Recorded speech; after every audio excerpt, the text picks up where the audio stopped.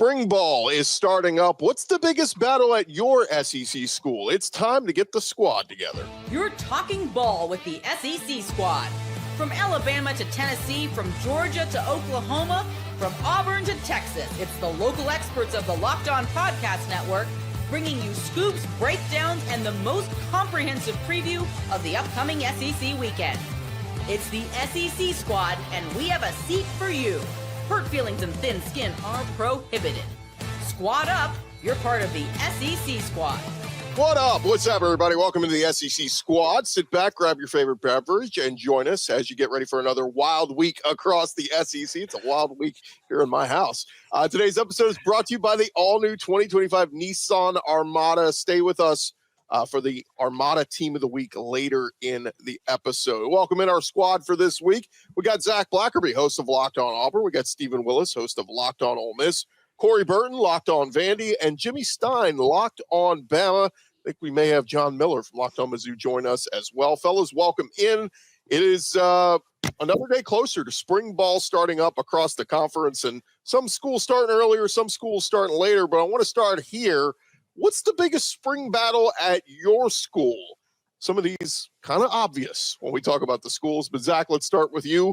What's the biggest battle for the Auburn Tigers as they gear up for spring ball? Yeah, and just a quick programming note. I didn't tell you this. I didn't warn you this ahead of time, but we have changed the name of Locked On Auburn to Locked On SEC Champs. That's on me. I didn't tell you that. That's, but you know now moving forward.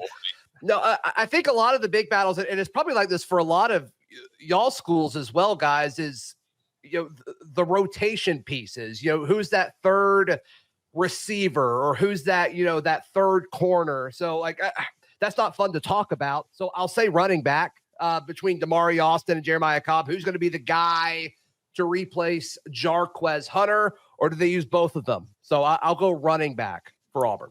But real quick on Auburn, I mean, the quarterback are we just assuming? I know he got the big NIL deal, but I mean, it's Jackson Arnold and it's his job no matter what happens in the spring. I mean, I think if it's close, it still goes to Jackson. So yeah, I mean, I'd be surprised if it was Deuce Knight, and I don't know exactly how I'd feel about it. I would spin it, of course, to be like, Deuce Knight's been incredible, but I think in the back of everybody's mind would be, well, did Jackson not grasp the offense? Like, what happened there? So that'd be interesting if it wasn't Jackson Arnold. And Deuce Knight, by the way, the incoming freshman, going to wear number 9, not going to wear Cam Newton's number 2. All right. We don't want to confuse him with the greatest quarterback to ever play in Auburn. Stephen Willis, let him wear what is the biggest spring battle at your school? This is going to sound really interesting because with Jackson Dart tearing up the NFL Combine and all that, everybody would think the quarterback position would be everything that everybody is watching. But I think the wide receiver position is going to be the most interesting spring contest that is out there. Deshaun Stribling is coming. He's going to be the replacement for Trey Harris. He's had nearly 1,000 yards receiving with an Alan Bowman quarterbacked offense at Oklahoma State.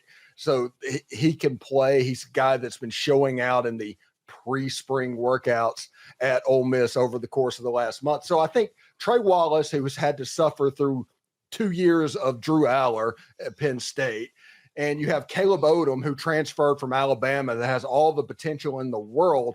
I think that Ole Miss is going to kind of morph their offense to where it's a little bit more 12 personnel, to where you can have bigger bodies on the field. So that second wide receiver position, is it going to be Trey Wallace? Will it be Caleb Odom? Will it be Caleb Cunningham? That's going to be interesting because if Ole Miss does it right, they could end up in a situation to where they can go from 11 personnel to 12 personnel to 13 personnel at tempo. And I think that is the ultimate goal of this offense. Yeah, I mean, all those big names we got used to: Trey Harris, Juice Wells, Jordan Watkins. I mean, it's a new day of new quarterbacks, all from all different other schools coming into Oxford. So that is certainly a position battle to watch. Corey Burton, what's the position battle you're watching this spring over at Vanderbilt? Well, again, a lot of people want to say they're watching the quarterback position, but they're really just watching to see who's going to be behind Diego Pavia. But that's not really the position that's of need. It's going to be who is going to be his main target outside of Eli Stowers from the wide receiver position, because Stowers is indeed a tight end, but he can't be everything. So you got to have somebody on the outside. So it could be Trent Hudson. It could be Chance Fitzgerald, 2 guys that are transferring in, one from Mississippi State by way of being a Vandy State Aggiedor, and then Chance Fitzgerald from Virginia Tech. And then, of course, you had a freshman that caught that pass against Missouri in Joseph McVay, who a lot of people are saying is going to be that, could be that vertical threat that they're looking for. And then what is Junior Sherrill going to do? He's the top guy. He's the top returner coming in, but his natural position is in the slot. Don't know if he could sustain long-term on the outside. We're going to see kind of how it unfolds. Yeah, and Junior Sherrill really had some nice moments last year for Vanderbilt. Certainly going to see what those weapons look like for Diego Pavia. Our buddy Jay Smith joined us, Locked On Sooners. Jay, we're posing the question to everybody. What's the biggest spring battle at your school? Give us a position you are locked in on. The one I'm locked into most for Oklahoma is going to be the running back room. I know, right? You know, we've had all kinds of other things to really talk about here, but when I look back at it, we didn't really lose any running backs to the transfer portal. 2 did go out, but they really didn't play. One dealt with some bad knee situations, and the other one, not sure why he didn't play, but I digress. We brought back our running back, Javante Barnes, as well as Gavin Sawchuk. They were the freshman running backs that ran for 100 yards against FSU in the Cheez-It Bowl a couple years ago. So everybody was like, okay, we expect something from them the next year. Dealt with injuries. Sawchuk finished the season with 100 yards rushing in 5 straight games. We were like, all right, next year's going to be great. Neither one of them really played last season. And that led to 2 freshmen stepping up in Taylor Tatum as well as Xavier Robinson. And so all 4 of them are back. Then you bring in a recruit, Torrey Blaylock. So now you're like, all right, so who's going to actually be the running back for this team? I mean, Javante Barnes ran for 200 yards. I mean, against Maine, but that was the first game he was actually healthy to actually play in. So you're like, okay, maybe he's getting back to his old self. We didn't see much Sawchuk until the actual bowl game. Xavier Robinson ran all over Alabama. So we're like, who going to play? And then Taylor Tatum just keeps fumbling. So I don't know who the running back is going to be starting. So I think that's probably the most interesting position battle at Oklahoma right now.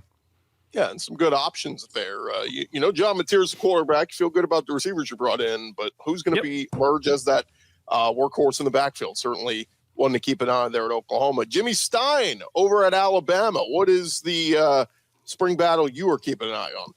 I think most of the interest is at quarterback, right? With Jalen Milroe moving on and Ty Simpson returning for year 4 at Alabama.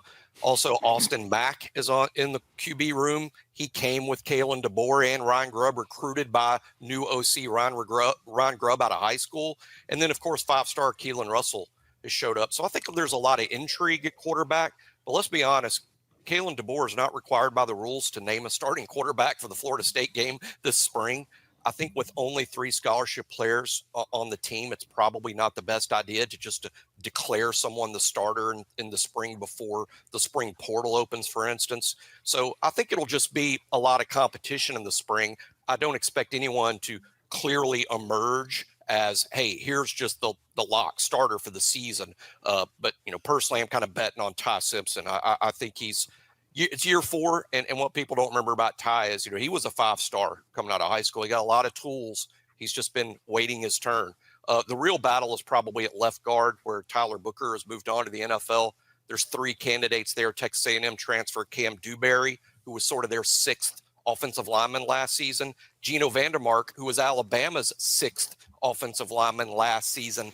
But true freshman 5-star Michael Carroll has been very impressive ever since he's shown up. And you know, can he beat out 2 guys that have been playing college football for 4 or 5 years?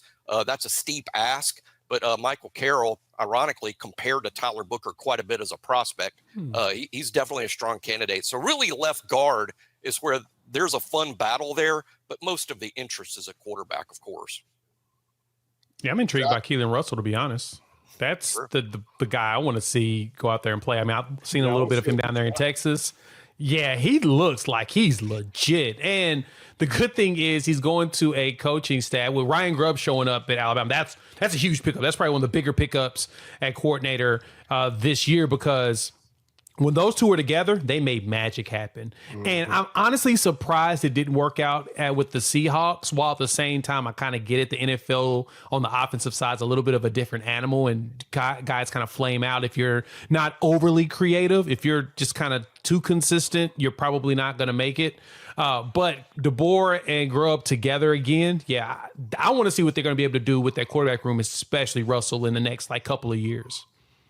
Jimmy, he's added 12 pounds. He's only been on campus for 2 months and has added 12 pounds per the official roster that was released. Oh, that today. good juice, huh? I love it. Yeah, it's just from eating Zaxby's. Zach, what you got? Jimmy, what are your thoughts on Jalen Milroe's hands growing like 4 inches between the Senior Bowl and the scouting combine? How did that happen? That's a great question, but I think as fun as it is to discuss the biology of that, I think someone at the Senior Bowl just isn't very good at measuring hands. I think is probably your best, because he did measure his hands in Tuscaloosa. They were never as small as it was reported out of Mobile. So I think the real story is it was a poor measurement taken in Mobile, but it is fun to guess how someone's hands could have grown 2 inches in a couple of months. I mean, it wasn't even close. Like it'd be different if it was like a half inch or like 3, but it's like 2 inches or something. That's insane. It's like somebody listed at 6'6" and then they show up and they're actually 5'11". I mean, that's how big the difference was. Yeah. After a few years ago, people said they were concerned about Joe Burrow's hand size. I'm done. I'm over the hand size thing. Who cares? Can you throw the football accurately? That's all that matters. I'll tell you who cares. Burger King. They're looking for an endorsement. So Yeah. But can we confirm that Jalen Milroe did not go to his Zoltar machine? Yeah. Ooh. Cannot. oh No, you can't confirm or deny it, actually. Yeah. That's a 1980s big reference there. I like it. Steve, I don't know what that meant. I got that just went right over my head. I forgot Zach is like young. I'm 12. So I'm 12 years old. Yeah. Well, I was going to give you 15. Spencer's 9. So it's early. It's early. Tom Hanks. Look it up. All right. When we return, who concerns you most on your rival team? SEC Squad talking more ball next.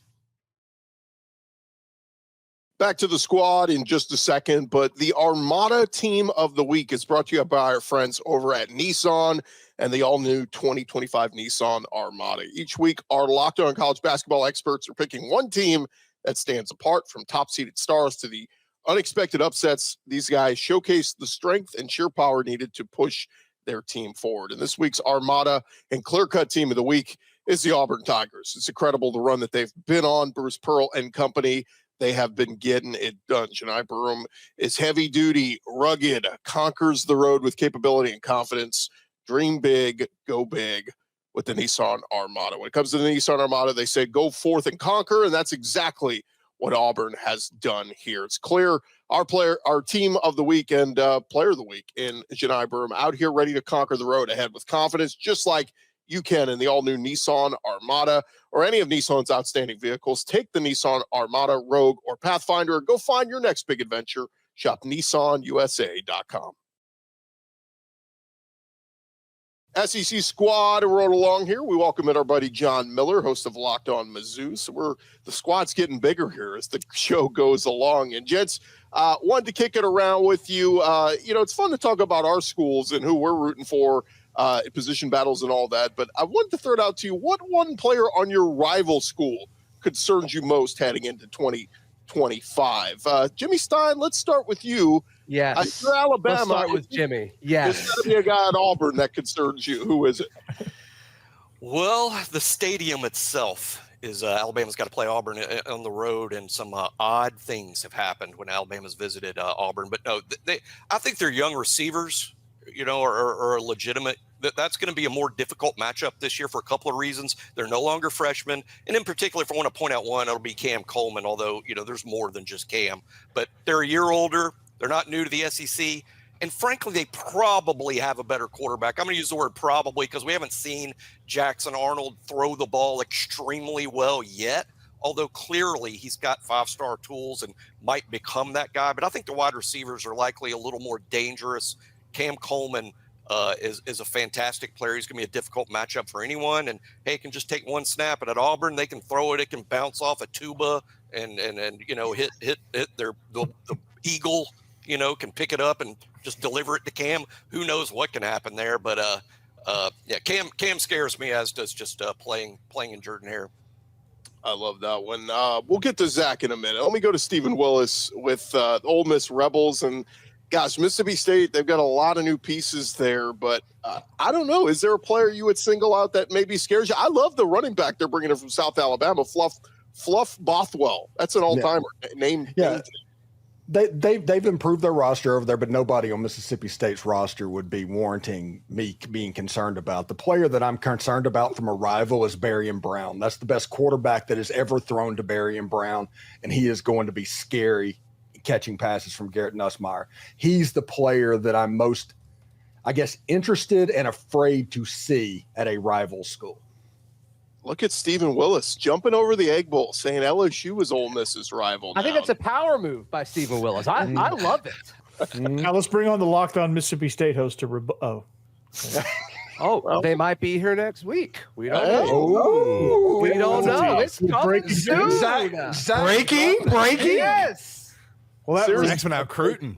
Seriously, though, Devon Booth is back for another year at Mississippi State, but go look at Fluff Bothwell, like 13 rushing touchdowns, 800 yards. Watch his highlights against App State last year. Yeah. He's a good player.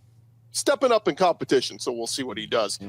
Zach Blackerby, Auburn. Are you going to go with an Alabama player, or are you going to go to another rival? Jimmy was so nice to me, so I'll be nice. I'll be nice back. No, I mean, not a player, but like I think Ryan Grubb, the hire of Ryan Grubb is a big deal, and I think that was probably underreported nationally. Like I think he and Kalen DeBoer, I mean, they finish each other's sentences, and obviously what they were able to do at their previous stop together was awesome. As far as a player, it's Ryan Williams. Like, let's don't overthink this. The kid's special. The kid's absolutely insane, and I think he helped out Jalen Milroe a ton last year. He's 18 now, so we don't have to hear the whole he's 17 stuff anymore. But yeah, Ryan Grubb and Ryan Williams, I think are the easy answers from the Auburn point of view. Yeah, I'm wondering how Ryan Williams, how does he get, like, if he gets better, oh God, like everyone's in trouble because he was that good at 17. Dynamic for sure. We'll see. Jay Smith, you're with the Sooners, so I would assume you're going to go with the Texas Longhorns. And is there a certain stud quarterback? Is that who you're going to go with? Absolutely not. I'll say that straight up, and I'll say it this way. That dude got benched for Quinn Ewers. I don't know if y'all remember that. They put him in because Quinn was struggling, and they took him right back out to put Quinn right back in the game. That told me enough I need to know about the dude at the current moment. It's going to take some time. I think Arch is going to actually be a good quarterback. So, I say that tongue-in-cheek, but at the same time, I think he's going to be a solid quarterback. But no, he's definitely not the thing that I'm terrified of. What I'm scared of is them dang linebackers, man. Them dang linebackers is dumb. Colin Simmons, Anthony Hill. Nah, man, it's not fair. Like, I swear, both of them on the juice. I'm going to find a way to verify what they're doing there. Because no, Colin Simmons is a ridiculous edge. The man does a great job of finding a way of getting to the quarterback. Bend is just stupid. Athleticism is ridiculous. And Anthony Hill has a knack for finding the hole and plugging it at linebacker. Like, it's not as easy as I thought it would be. Like, when you watch high school film, you see a kid like, oh, okay, they're a return guy, so they should be able to find the hole and be able to stop. No, running backs just truck people, or they get away, or quarterbacks just outrun them. This dude finds the hole, gets right in the spot, and just ruins it for everybody in the backfield. He's insane. So those two, if there's anybody I'm tired, I don't want to deal with, them two. Like I said, I'm gonna verify that they own the juices, and we're gonna get them out the paint. At least for Texas, for Red River. Outside of that, I don't really care. And Anthony Hill, by the way, he's a true junior, so he did all that last year as a sophomore. And Colin Simmons was a true freshman and had all those sacks. So yeah, Duncanville, stand up. Ugh. Look, you can worry about Arch all you want, but they got some studs back on that defense for Texas. Corey Burton, I don't know who you're going to go with as Vandy's rival, but give me a player that concerns you. Well, considering that we have a 16-game losing streak against South Carolina, Lenora Sellers is a bit concerning, and how quickly he's getting good. That's the first conference game of the season, so that's a little bit unsettling. But again, it's another second-year quarterback down the road in Knoxville, Nico Iamaleava. think I got it that time. What a flex. Did I get it? Hey, What a go, flex by buddy. you, Corey. it only took me 150 times, so we're good, right? So it's that concerns me a little bit. Is he going to develop like everybody thinks he is? Will he be that dangerous? Because they've been on the I think Vandy is finally in a position to where they can compete and possibly beat Tennessee. But then if you get Nico becoming this generational quarterback all of a sudden in year 2, that kind of throws a wrench in that whole thing. But that would be the things that, if you can't get pressure on him, he's just going to sit back there and carve you apart no matter how he's developing. So those are two quarterbacks that I'm concerned with a little bit, even though we did say Nico was overrated a little bit. So. Yeah, that game early last year too. Like Vandy, didn't they? Was like a kickoff return for a touchdown or something. It was like, hey, they're going to do it. They jumped on them. And they got an interception that got returned almost for a touchdown, but later punched in for a touchdown. And it was just like, hey, this could happen. And all of a sudden, they go into this prevent shell, and next thing you know, Nico's just carving it up, and wasn't much he could do. The fact that this next segment is going to be about Arkansas instead of about Kansas kind of makes me sad.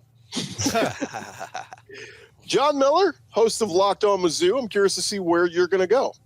Well, as Stephen alluded to, Missouri is playing their arch rival Kansas next year for the first time in many years. But since this is an SEC show, I know Arkansas is technically Missouri's scheduling rival, but I'm going to say the Razorbacks should probably win more than once since Missouri has gotten there, or else this is just a one-sided feud. So you know what? I'm going over to just next to me here, just to my right here on the screen. Let's go Oklahoma, because I think that was a wild game last season at Faroe Field that ended on a fumble return for a touchdown. So it promises to be another close game next season, quite possibly. I'm looking at the combination of Ben Arbuckle, the new offensive coordinator, John Mateer, the new quarterback. Both came from Washington State. Correct me if I'm wrong, or I think I have that right. I'm just saying, you get a new coordinator, you get a new quarterback. If you've already got Venables and that talented defense, more than likely the injury luck is going to turn around for the Sooners next year, especially on that offensive line and at receiver. So that's one I'm worried about. Wow, I'm surprised, John. For Arkansas' sake, if you were going to go with Arkansas, throw Taylon Green in there. Sure, I'd throw Taylon Green in there. I just think he's a little bit of a boom bust player, but if he can get the bust out of there, then sure. If he just gets a little bit better at protecting the football, then Taylon Green is definitely a worry as well. I'll give the Razorbacks that. And I will say this, as surreal as it is to think that 10-year-old Steve, 15-year-old Steve was watching a Big 8 game between Oklahoma and Missouri. And if you told that person that eventually they're going to be SEC teams, rivals playing each other, boom, head explodes. Boggles the mind. Yeah.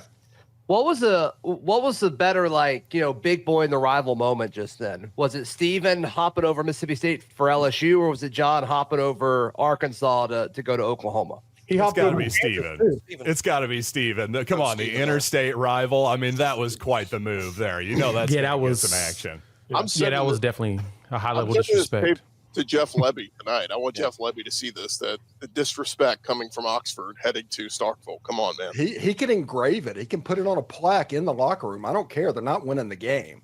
Nobody's more stoked than Jeff Lebby that we're adding a Locked On Mississippi State soon. Yeah. Nobody's more stoked than me that we're adding a Locked On Mississippi State, because that's going to be fun for me. Their slogan should be, it can only go up from here, right? I mean, look, that's where they are right now. Winless in the conference last year. I got a prediction. I think Mississippi State wins. Or thank God it's baseball season. Well, they're pretty good at that. That's what Vandy usually says, but not anymore. Vandy got beat by UConn. Yeah, that wasn't good. Yeah. When we return, guys, that wasn't good. A coin toss to decide seeding. Should the SEC do better? The SEC squad talking more ball next.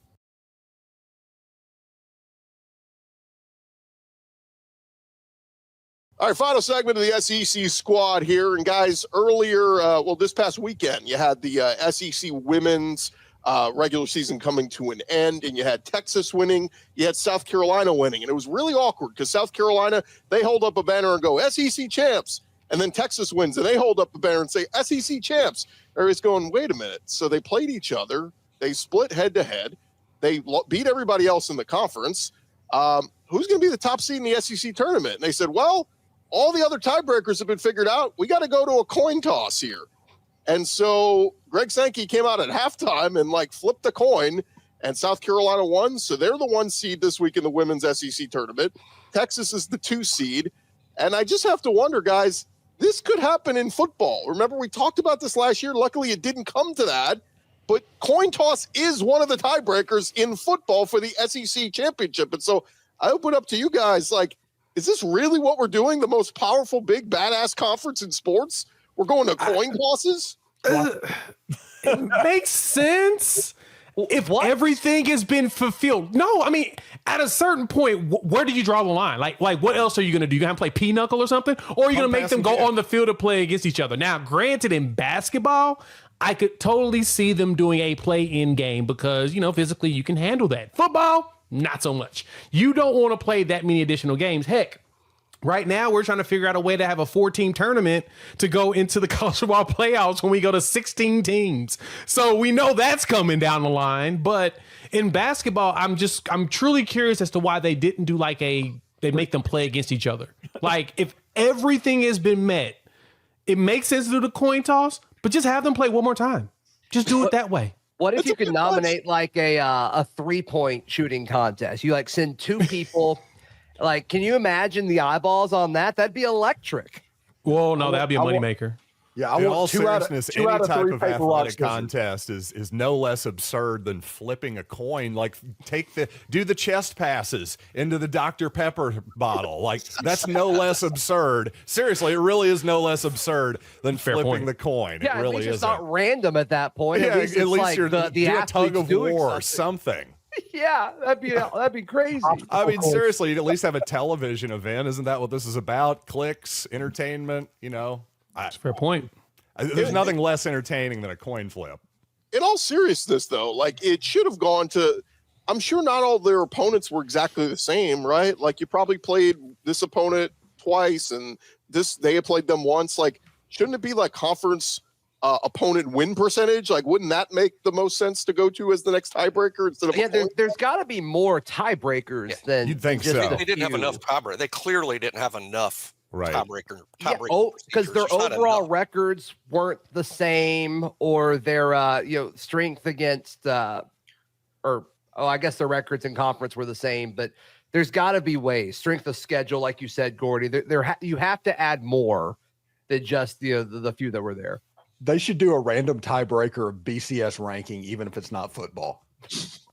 I do think this topic came up too. Like, do you guys look? We're going to play an SEC tournament here in men's basketball next week, and we're going to crown a tournament champion. Who's the 1 seed in that? Congratulations, Auburn.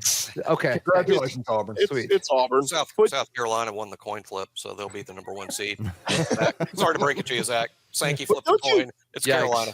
Yeah. Don't you guys agree, though? Like, the regular season champion is way more respectable than the team that got hot and won 3 games in Nashville. Like, the tournament champion, I think, is just a little bit like there's nothing exciting about it.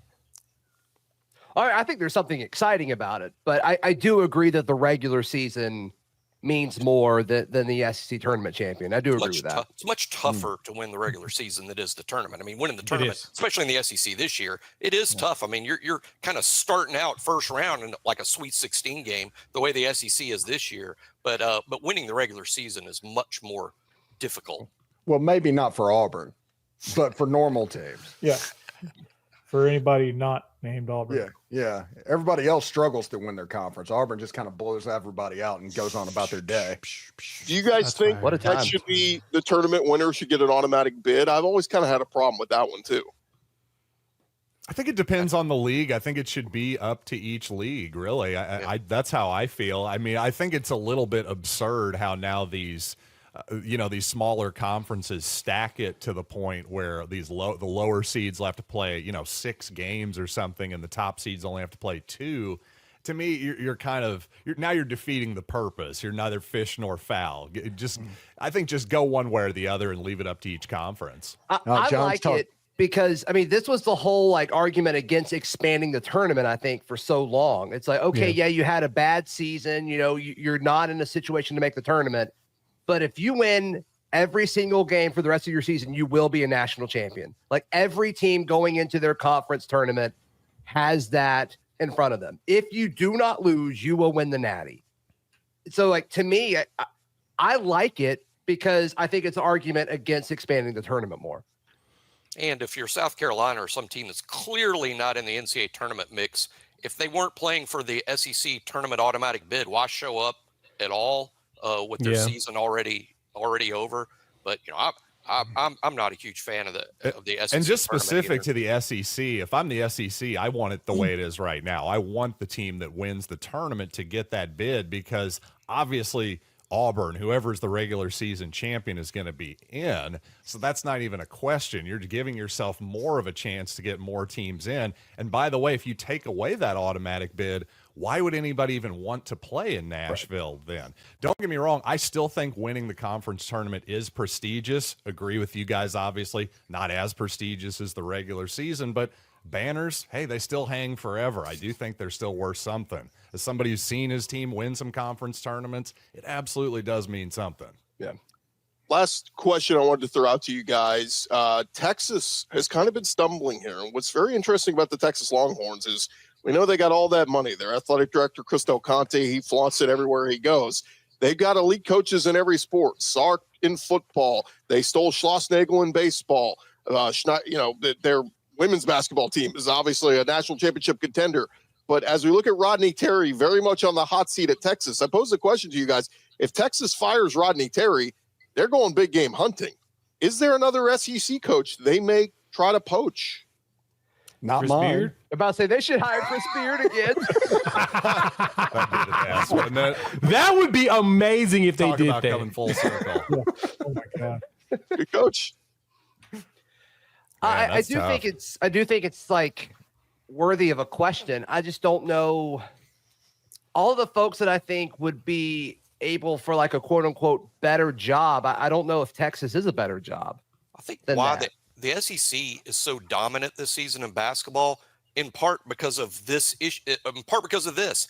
Every team in the SEC seems to be really happy with their head coach, other than maybe Texas. But everyone in the league thinks their head coach is a dude.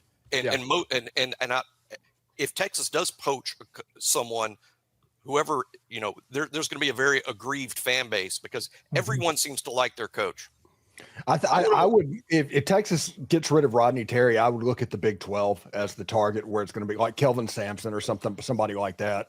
No, just go ahead and go Bill Self. north. Just go ahead to the guy that's struggling right now. They shouldn't be struggling at a blue bud. Just go for Bill Self and call it a day. Now you're speaking my language. I was about to. I mean, it only makes sense. He's struggling there. He had to put out a statement. I mean, I understood why they put out the statement because of the loss, because of all of the DMs that the player was getting that were pretty disgusting. But at the same time, this is not something we're used to with Kansas. And at a certain point, they're going to get tired of it. And they're going to say, hey, man, we've given you way too many years and you're starting to look like you're falling off the cliff. In other words, you look washed, my boy. And if that's going to be the case, Texas should go ahead and jump on it. They tried to Shaka Smart, who was really good in the mids, but could not figure it out at this level. I mean, Chris Beard, was there until, he wasn't. And now Bill Self might be a great redemption story. You get him, bring him in. He's able to recruit. He's got endless money and boom, he makes something happen. That will be the perfect redemption story out there. I think Bill Self is the one they should go after, or Oklahoma should do the same thing. It would be pretty hilarious, by the way, if they got Grant McCaslin, stole the Texas Tech coach again. Now that would be pretty. That would be funny. Makes sense. Poetic justice. But at the same honestly, time. with the landman money that Texas Tech has these days, I don't think that's happening. By the way, with Kansas, does Kansas not feel like Nebraska football at this moment? Like it just feels speak like it they're into under the existence, line. please. Yeah. I would like to say that the only problem is Kansas still gets 1 seeds and actually makes small runs in the tournament. If Nebraska actually won games, I would totally agree with you. They feel more like. Didn't they win it somewhat recently? Yeah, they won it in 2022. Yeah, they did. You know who they are? You know who they are? You know who they remind me of? They honestly remind me more of like Ohio State. How Ohio State would always get into the tournament, into the playoffs, but then always lose. But then they break through one time. Then they broke through this past season, it feels more like that. Like every blue moon, they're going to finally break through and do something. But for the most part, they only get there and then they lose, which of course pisses off their fan base. And they lose disappointingly too. Like every time, get like a buck nail or something. I remember that game too. They were actually playing in Oklahoma City, and me and my friends were debating if we want to go hold up a buck nail jersey on I-35 while Kansas drove past us to go home after getting knocked out in the second round. It was. We were laughing. We were like, should we do this? I mean, we're in college, so we were idiots, but at the same time, it'd been hilarious. Yeah, you don't like Porter Moser, do you? Absolutely not. He needs to go. Okay. I was just correcting. Jimmy said everybody loves their coach. I'm like, I don't know if you love him. No, Porter Moser later. That's pretty good. 14 out of 16 is pretty strong. Yeah, he said Oklahoma City, and I just had a cold shiver down my back with Ole Miss getting ready to go to the NCAA tournament because that was the arena that the Bryce Drew shot happened in. The Valparaiso beating Ole Miss. Yep. Thank you for bringing that back under the front of the I'm mind. so sorry, Payne. One other name to keep an eye on for Texas, the Iowa State coach doing a good job there. Is it Olselberger, whatever his name is? I know people is that a better job? I know it has more money and access to things, but like, is that a better job right now? Yeah, because I'm still surprised that Frank Hoiberg actually left Iowa State. And it's funny because it's been consistent. They've continuously still been good, even after Hoiberg left and the years that he was good there. So that's a great question, Zach. Is that a better job? Because it feels like there's more, not really pressure, but it's like it's more BS that's involved with taking that Texas job. Because again, Shaka Smart got there, couldn't for some reason figure it out, goes back to where's he at now? Is he at Marquette and he's about to make the tournament again and he's doing the same stuff he did at VCU? So you ask yourself, like, is it you or is it me? I think it might be you. Hey, what if you're Nate Oates and they give you a blank check? I mean, Nate Oates should go to Texas. That'd be great. The Longhorns could just embrace the black hat and hire Will Wade. Oh my! He's a good coach. Whoever gets him, they're going to win. He'll win. He will. They're going to win. Does a school like Texas make the call for Dan Hurley? Somebody's going to try, right? I don't think it'll work, but somebody's going to try, right? The Lakers tried. It didn't work. I was going to say the Lakers tried. I don't know that Texas is more attractive than the Los Angeles Lakers. Yeah, but Texas, they're more attractive than Los Angeles. John Neighbors might say they should go get Calipari. Cal, maybe. yeah. After that South Carolina game, you'd probably help him pack. Well, guys, we will leave it there. Look at this. We went full circle. We talked basketball. We are rocking and rolling here on We're a basketball conference. Yeah. Tournament, so that's exciting. The best basketball conference of all time. Hey, in baseball, 13 teams ranked, right? We're doing something right in that sport. Hey, we're back. Ole Miss is back. Hey, cool. So back. Team up north ain't doing so hot in that sport. Yeah. Hey, thank you guys for making us your first listen. Hey, for your second listen, check out the Locked On College Basketball Show with Isaac Shade and Andy Patton. Don't wait for the end of March to be the most informed college basketball fan. Right now, find Locked On College Basketball on YouTube or wherever you listen to your podcast. I'm Chris Gordy. For our guys here on the SEC Squad Show, we'll talk to you next week. Peace. Giggity. SEC champs. Did we giggity?